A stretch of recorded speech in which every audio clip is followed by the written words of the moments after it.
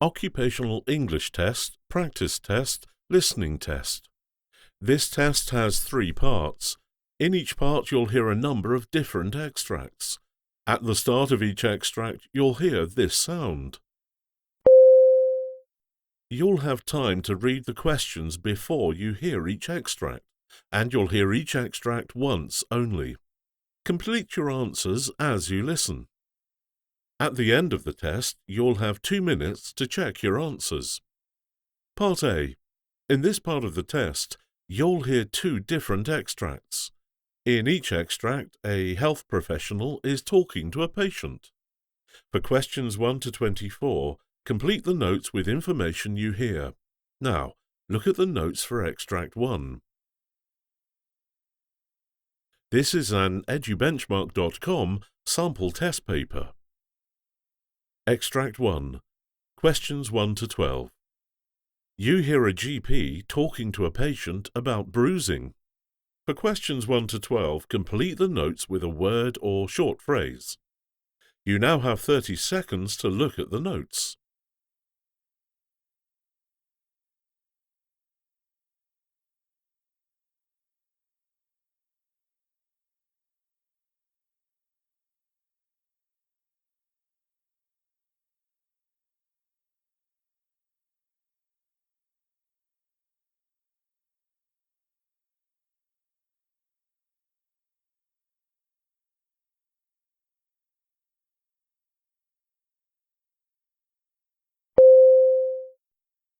Hello, Mrs. Spivey. So I see you made the appointment today because you've noticed some bruises on your legs? Yes. At first I thought I might have bumped into something without noticing. I did not think much of them at first. You see, people get bruises all the time, but then these purple badges of honour, as I called them initially, didn't go away as they should. That was when I started to pay more attention to them. And when I see more of them, I felt I had to see someone. So how long ago did you start noticing the bruises? Was it 2 months ago? No, I don't think it was that far back. If I had to put a finger on it, I'd say probably about a month and a half ago. Yes, that should be right about the time I had that first bad menstrual cycle. Bad menstrual cycle? What do you mean by that? Was there a lot of cramping? No pain or anything of the sort. It was just abnormally heavy. I am 36 years old, and so I'm pretty familiar with my cycle, but these last 2 periods made me feel like a teenager all over again. I see. And any other unusual bleeding? It's funny you should mention that. Yes, I had a major nosebleed about 3 weeks ago. It was so strange because I've never had one in my life before then. But one day I was at work and in the middle of a phone call with a client, and boom, I noticed blood dripping on my desk. It took about 15 minutes or so to stop. I see. That must have been quite distressing for you to have that happen at work. Does anyone in your family have any bleeding disorders? No, not that I'm aware of. Right. And have you made any changes to your lifestyle recently, such as starting to drink or smoke? No, not at all. I've never smoked and I only drink occasionally, like at parties or social events, things like that. I have an 11-year-old daughter to take care of, so not much time for going out and drinking. So I can see that you have multiple areas of purpura on your legs. Here are some more on your abdomen and arms. But these are not as severe as the ones on your legs. They vary in colour quite a bit, from black, purple to yellow. Yes, that is how they've been for the last month or so. More on my legs and with a rainbow of colours. I also see that you have 2 bullae in your mouth. Have you had any incidents of your gums bleeding? Yes, a bit, like when I brush my teeth. But it does seem to take quite a long time to stop. Oh dear, are all these bleeding episodes related to my bruises? Well, we'll see if we can figure that out today. So here I have the results from the blood tests that I ordered when you called in to make the appointment. There are a few areas of concern, such as your hemoglobin is slightly lower than the normal range, but that is not what is most concerning. What worries me the most is that your platelet count is far below the normal range. How far below? What does that mean? Let's just say that your platelet count is almost non-existent compared to what is normal. To put some numbers on it, People normally have 150,000 to 450,000 platelets per microliter of blood, and your platelet count is at 4,000. Oh no, you are right, almost non-existent. But what does that mean? Platelet defects can cause spontaneous purpura or bruising on the skin, and they can also result in unusually heavy menstrual flows and bleeding from the gums or nose, all symptoms that you have experienced. Other symptoms include prolonged bleeding from cuts, bleeding in urine or stool, and jaundice, which you are not experiencing at this time. So what causes it? There are two possible causes: reduced production of platelets or decreased survival of platelets. We'll have to run further tests to see what category you fall into, but for now you are going to be immediately referred to the hematology unit for a platelet transfusion. With platelet counts so low, you are at a high risk for a major spontaneous bleed. And is this something I will have to deal with for the rest of my life? Yes, unfortunately, the disease tends to run a remitting and relapsing course, but as long as it is managed.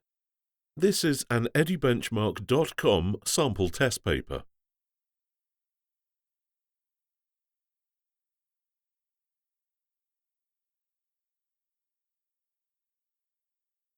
Extract 2, questions 13 to 24.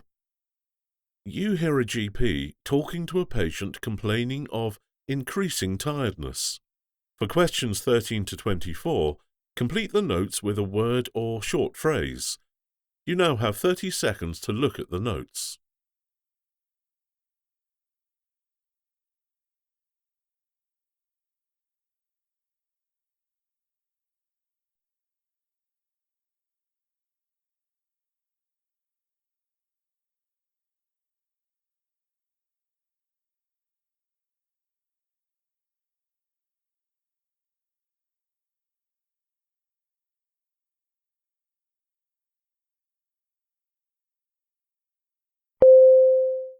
Hello, Mrs. Helm. How are you today?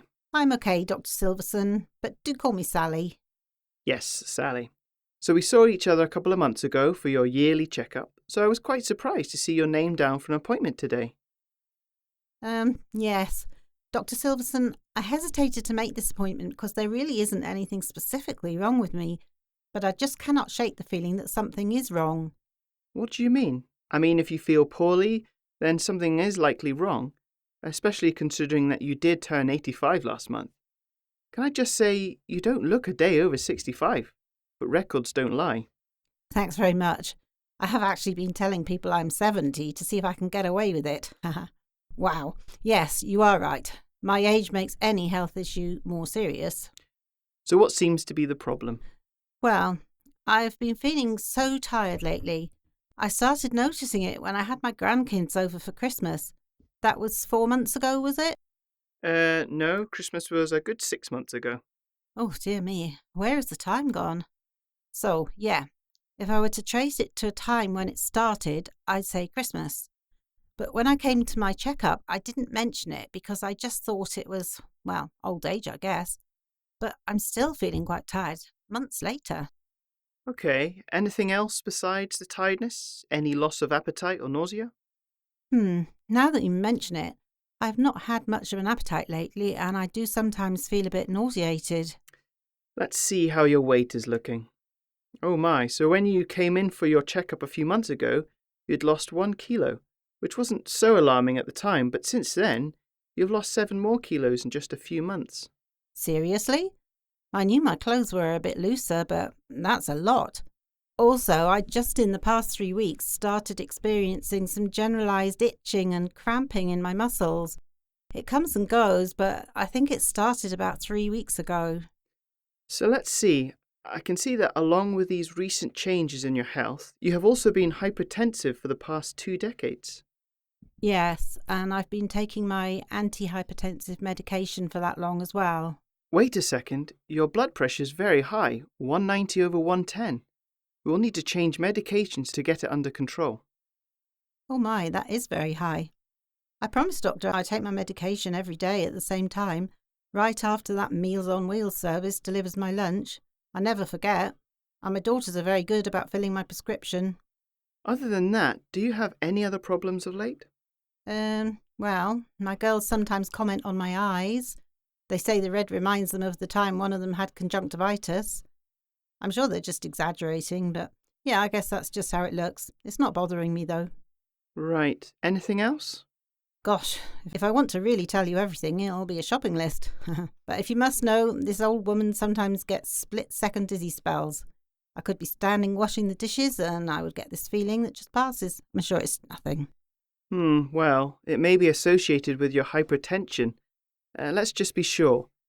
Here's what is going to happen next. I'm going to send off for some blood tests to check levels of urea and creatine. But the symptoms that you're describing, lack of appetite, nausea, weight loss, fatigue, cramping and itching, they're all consistent with end-stage renal failure.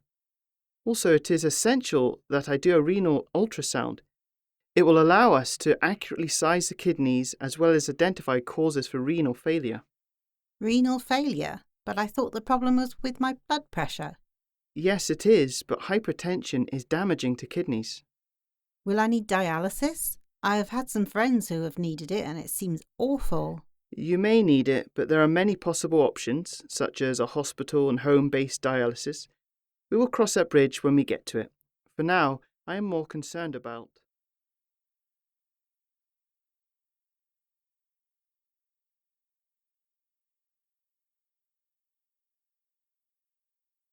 That is the end of Part A. Now look at Part B.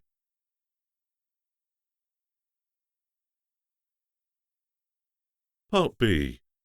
In this part of the test, you'll hear 6 different extracts. In each extract, you'll hear people talking in a different healthcare setting. For questions 25 to 30, choose the answer A, B or C, which fits best according to what you hear. You'll have time to read each question before you listen. Complete your answers as you listen. Now look at question 25. You hear part of a ward briefing. Now read the question.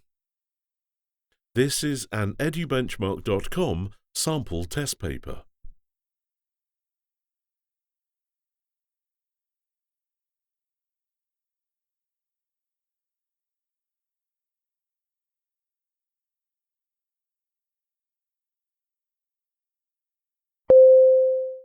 Hello and good morning, everyone. I want to start off today's briefing with a reminder about confidentiality. Confidentiality may seem a very straightforward principle, but translating principle into practice can be problematic, particularly in emergency situations. We often find ourselves in all sorts of situations where it may be difficult to know if patient information should be shared or not, such as with social workers, and that is the particular issue that I want to address today. We must keep in mind that social workers have no more right of access to confidential information than anybody else, except in a limited number of situations, such as when the patient has given consent to the release of information, court order, or when the public interest in disclosing information outweighs the public interest in preserving patient confidentiality. For this last condition, we must look to what the law says. The Data Protection Act lists a number of exceptions that would allow for patient records to be. Question 26. You hear 2 nurses having a conversation. Now read the question.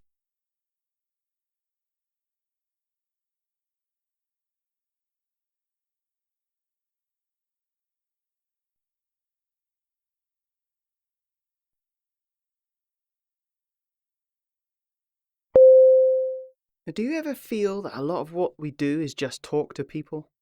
I suppose so, though I wouldn't put it that way, just talk to people. The way we communicate with patients is an important part of our jobs, especially since doctors often don't have the time to do so. I'd never really thought of it that way. I mean, I guess I think about my job as providing healthcare to people, but as a nurse, making patients feel comfortable with care is also important. Exactly. I mean, think about the times when communication with the patient has gone poorly. It has a negative effect in many ways. Patient compliance, stress levels of both the patient and us, the nurses. It reminds me of when I used to make home visits. So many of my patients just wanted to have a moment to talk with someone about their day and also their health concerns. I mean,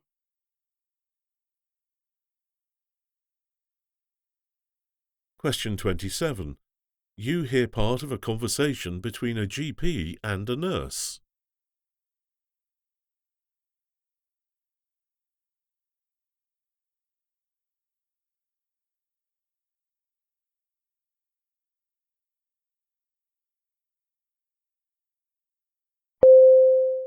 So, Dr. Charles, I had an idea I wanted to run by you.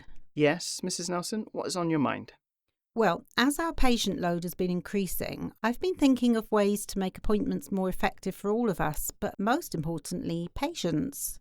Definitely. I have been thinking about the same thing myself, but I just haven't had a lot of time to do much investigating. Well, I came across a list of tips for patients to use to make the most of their consultation time. I was thinking we could include this list, perhaps along with a short video, in an email that we could send out to patients with their appointment confirmation. Interesting idea. I mean, it definitely can't hurt, and it probably won't take a lot of time on our end. Can you tell me about some of the tips? Certainly. Well, the first is quite simple. Write down a list of questions and concerns before your appointment. And the next is be prepared to take notes about what the doctor says. The next is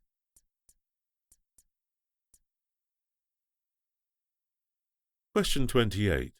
You hear part of a training on an addiction treatment program. Now read the question.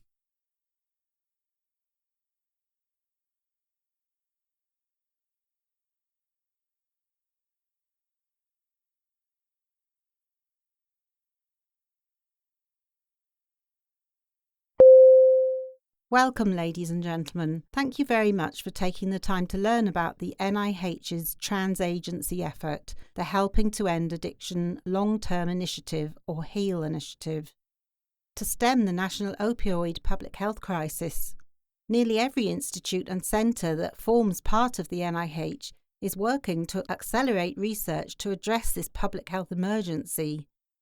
The initiative is finding and bringing together hundreds of projects nationwide to help researchers to take a variety of approaches to tackle the opioid epidemic.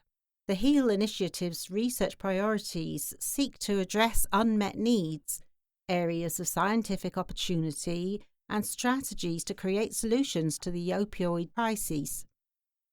One example of a funded program is focused on optimizing collaborative care for people with opioid use disorder and mental health conditions. I'm going to talk about this program in detail for the next few minutes in order to give you a better idea of the type of research we are looking to add to this effort.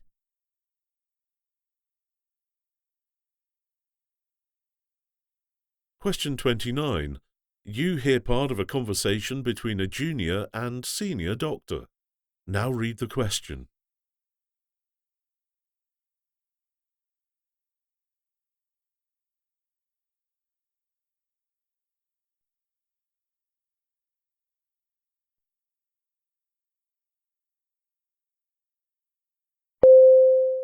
So, Dr. Stewart, I'm going to explain a bit about how we do handovers here at the hospital.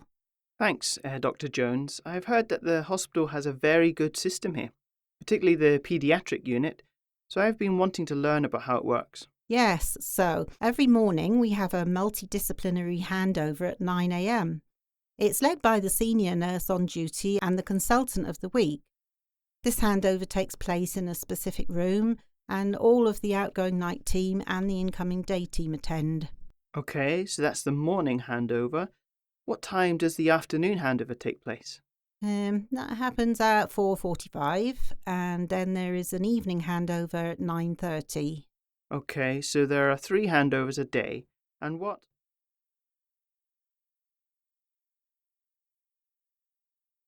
Question 30. You hear part of a conversation between a junior and senior doctor. Now read the question.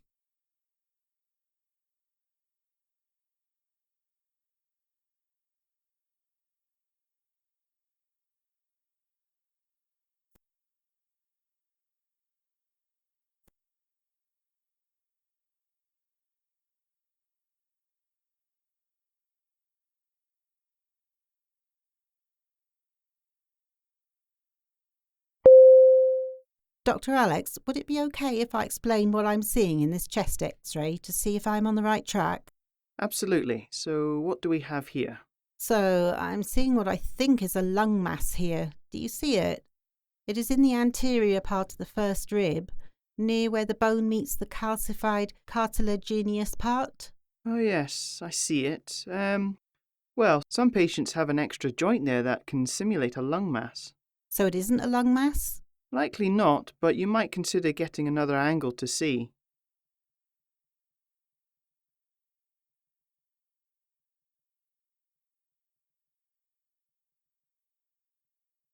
That is the end of Part B. Now look at Part C.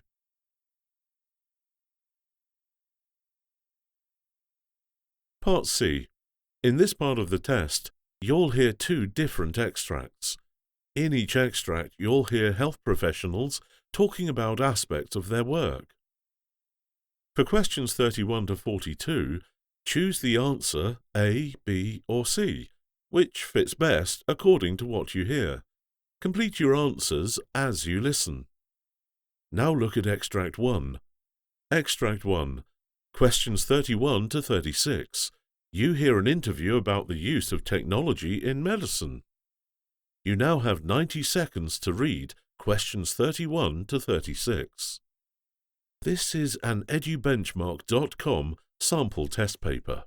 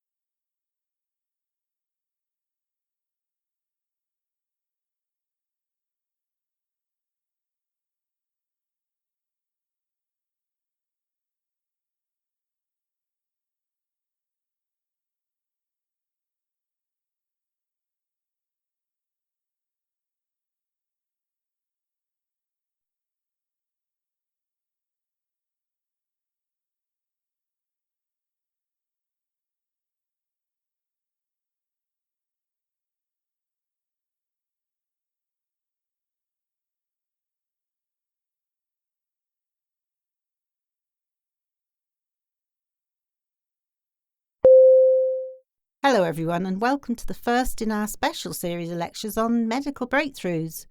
Today's guest is going to talk to us about a recent discovery in the use of machine learning.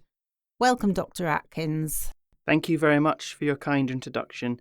I'm very excited to be here today to talk about my team's research. So, let's start off by having you give a brief introduction. I mean, this is an area that is completely new, so we need to have a foundation before going into the details. Of course.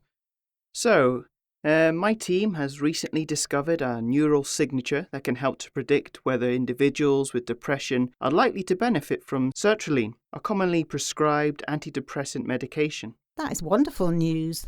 I know currently doctors often use trial and error to find the best antidepressant for a patient. This discovery can help patients on the road to recovery a lot faster. Yes, there is a great need in psychiatry today for objective tests that can inform treatment and go beyond some of the limitations of our diagnostic system. And this research helps to get us closer to that goal.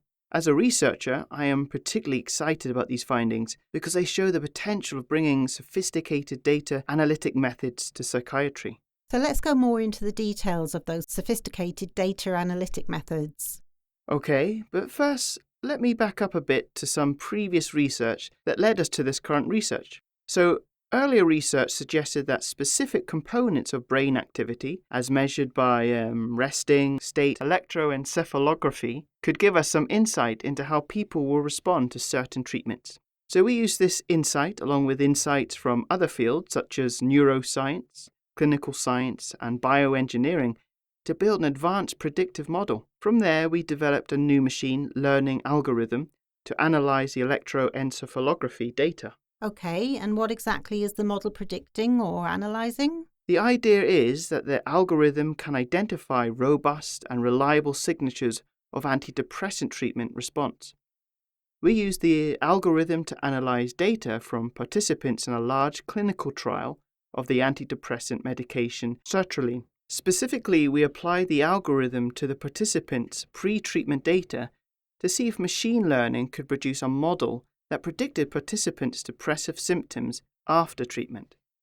Okay, just to make sure I understand. So you knew there was a way of analysing brain activity to see how well patients would respond to a particular medication for depression? Well, I wouldn't say we knew, but that was our hypothesis. Yes, of course. So what were the results of the study? Well, the machine learning algorithm was able to reliably predict individual patient response to the medication based on a specific type of brain signal, alpha waves. In fact, this model based on electroencephalography data outperformed conventional models based on other types of data, such as symptom severity or demographic characteristics. That sounds like great news. I do have one question. So you said this algorithm was able to predict participants' response to this particular medication. Let's say it predicted that this medication wouldn't work for a participant. What does that mean? Great question. So, participants that the model predicted little improvement with this particular medication were found to be more likely to respond to treatment involving a specific type of non-invasive brain stimulation called transcranial magnetic stimulation. I see. And is there further research in the works using this machine learning algorithm? Certainly, analysis suggests that the predictions made by the algorithm may extend to broader clinical outcomes beyond the response to this particular medication. And of course, we need to replicate these findings in larger samples to determine the value of the algorithm as a diagnostic tool. Exciting. We will certainly be hearing more from you and your team. So now I want you to look big picture for a moment. What do you think will be the future impact of machine learning on your field? Wow, that is a big question. But if I had to make a prediction, to say what I'm most excited about, it would have to be the potential of machine learning for advancing a personalized approach to treatment, particularly in depression. That is certainly something to be excited.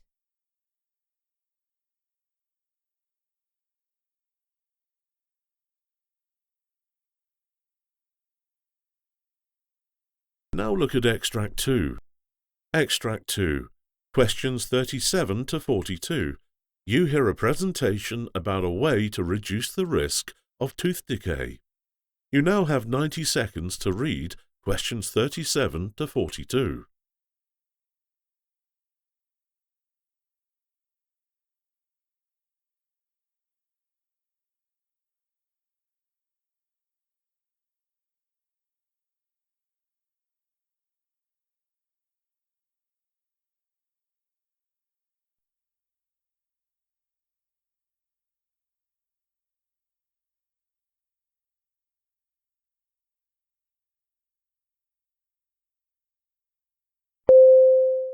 Hello everyone.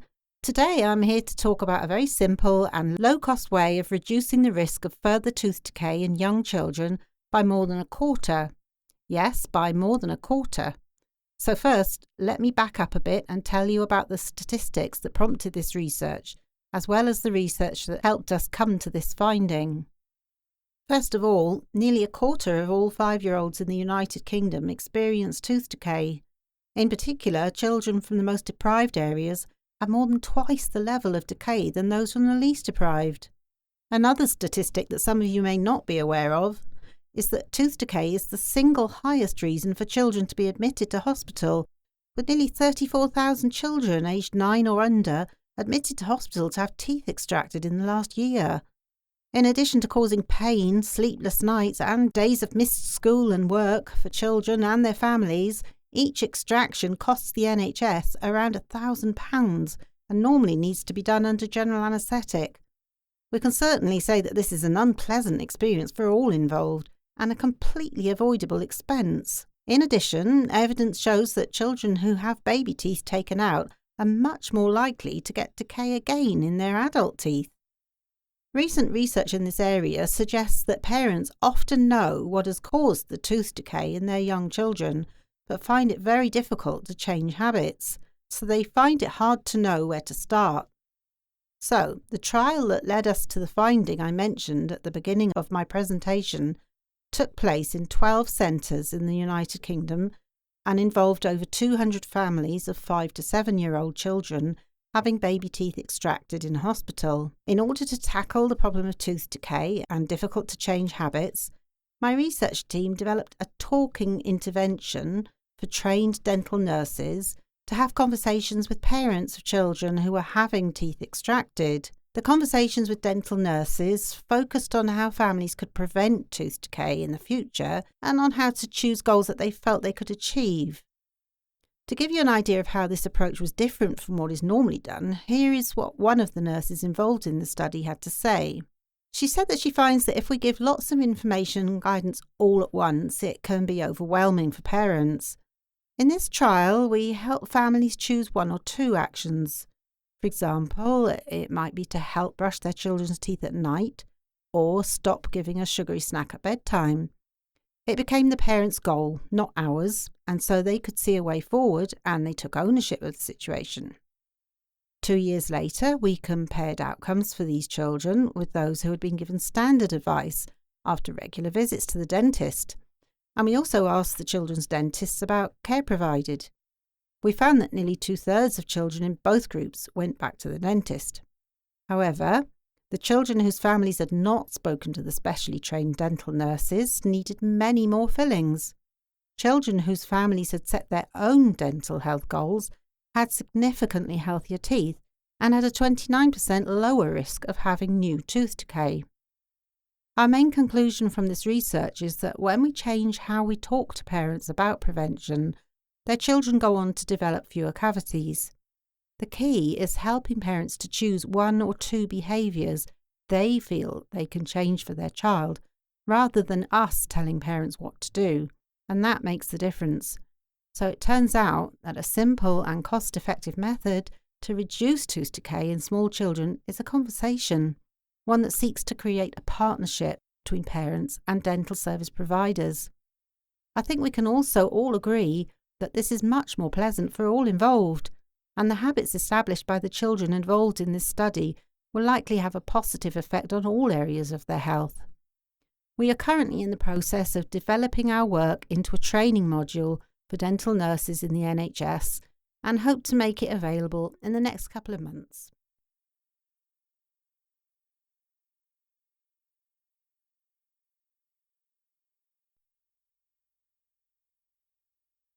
That is the end of Part C. You now have 2 minutes to check your answers.